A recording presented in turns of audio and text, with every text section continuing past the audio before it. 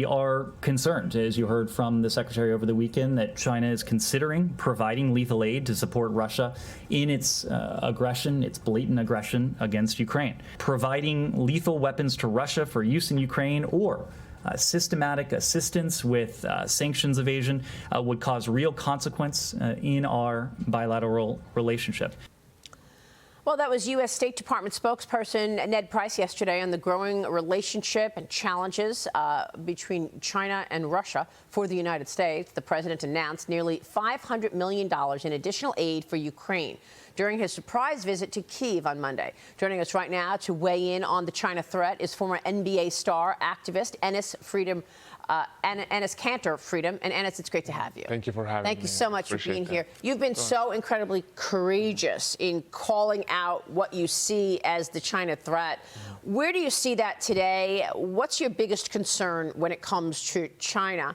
And why did you put your whole career on the line to make sure to educate the world about it? Because unfortunately, none of my colleagues was willing to go out there and speak the truth, because while we are talking right now, there is a genocide happening. There are millions of people in concentration camps getting tortured and raped every day. And whenever I had a conversation with one of my teammates and I was like, listen, just join me, we'll create this big movement and we'll talk about the human rights violations over there. Not anything political, but human rights violations. They said, we have shoe deals, we have endorsement deals, and we have jersey sales. Unbelievable. I asked them one simple question. I was like, put yourself in their shoes. If your mother, if your sister, or if your daughter was in those concentration camps getting tortured and raped every day, would you still pick money and business over your morals, values, and principles? They usually turn around and leave the room.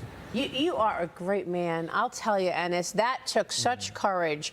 What I'm worried about, Mike Baker, is the fact that it's not just the concentration camps and these women and girls getting raped. It's also the way China behaves on the global stage to everybody else. Look what they're doing to America with the surveillance balloon, COVID-19 cover-up. And look what just happened, Enes. The NBA announces a partnership with Chinese fintech giant Ant Group. I should point out that the founder of Ant Group was disappeared by the CCP a year ago. The NBA wants to work on producing video content with Ant Group, making digital collectibles, Enes. I mean, it's not a secret that NBA is pretty much China's lapdog right now, and they're going to do whatever they can to, strengthen their relationship with China and Chinese governments. And they are going to talk about all the social justice problems are happening in America because they know that it's not going to hit their pocket. But as soon as the things that they talk about is going to affect their money and business, or if anyone talks about it, they're going to try to do everything they can to silence them.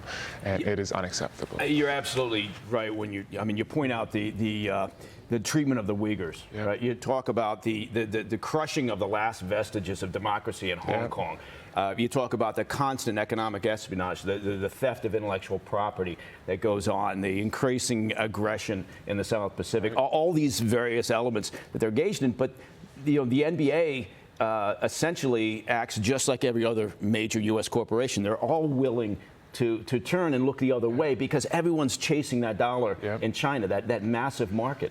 I was talking to John. The more I research, the more I realize it's not only NBA. You see Hollywood, you see big tech, you see Wall Street, you see farmland. So it's just getting worse and worse. Academia, there you go.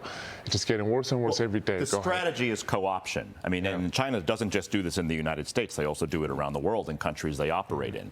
They target, elite figures in academia, in politics, and science, the arts, sports. We've obviously the NBA, as you've noted, is completely in their pocket. But it's not just them. You also see Hollywood, which is, completely, bowing to the whims of the Chinese Communist Party and the content they're producing, and perhaps even our own government with Hunter Biden. And why was Joe Biden's response to the Chinese balloon so tepid and so mealy-mouthed?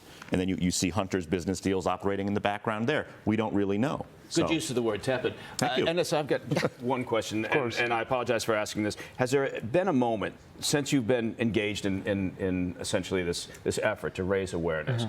Has there been a moment when you've stepped back and you thought, maybe I shouldn't have done this, maybe I should have focused on my career You know, a lot of people actually ask me this question. You know, you lost millions of dollars, you lost your career and stuff, but people need to understand this is bigger than myself, this is bigger than NBA, this is bigger than basketball.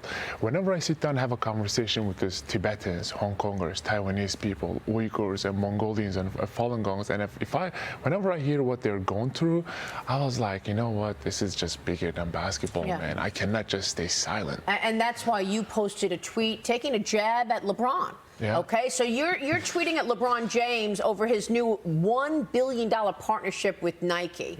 Yeah. Nike hasn't said anything about the Uyghur situation. Tell me about this $1 billion deal and what you put on this tweet. Zero morals, zero values, zero principles, zero empathy. One bow down to China. Congratulations, King James. So I put this tweet out there when he became the most scoring champion.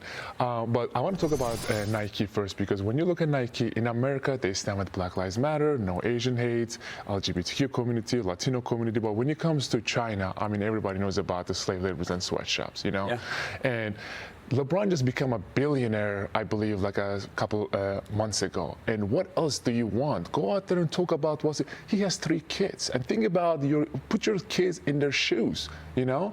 They're making this, there's so much oppression, there's so much blood and sweat behind their shoes that you've been wearing every time you go out there and play basketball. Yeah, what a great point. Yeah, it's a fantastic point. And I'm wondering, you know, LeBron holds himself out as an activist himself. Please. You know, he does his podcasts and things like that, and he acts like he is an activist. And he's probably, you know, he's veering outside of his lane. But how can you hold yourself out there as an activist when you are turning a blind eye to the genocide and the slavery in China? Why is it okay for slavery in China to be a thing? Well, because the things that he talks about in America is not going to affect his money or business. Yeah. You know, it's not going to affect his jersey sales or shoe sales, whatever. And I was actually having a conversation with one of his teammates, and he said whatever he's doing, he does not care about it. He just wants to do his own PR. I believe that. You know? I believe it. Enes, do you have any interest in running for office, public office? I actually do. Yeah, that would be very interesting because what would you like to do? You'd like to be a member of Congress? I will actually when the time is right. And shout out to whoever's out there listening. Yeah, of course I would love to. How would you feel about taking on the job of Secretary of Transportation?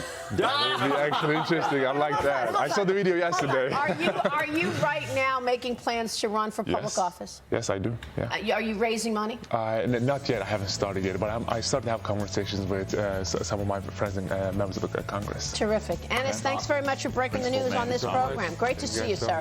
Enes Kanter Freedom, you are a superstar. So courageous. We'll be right back.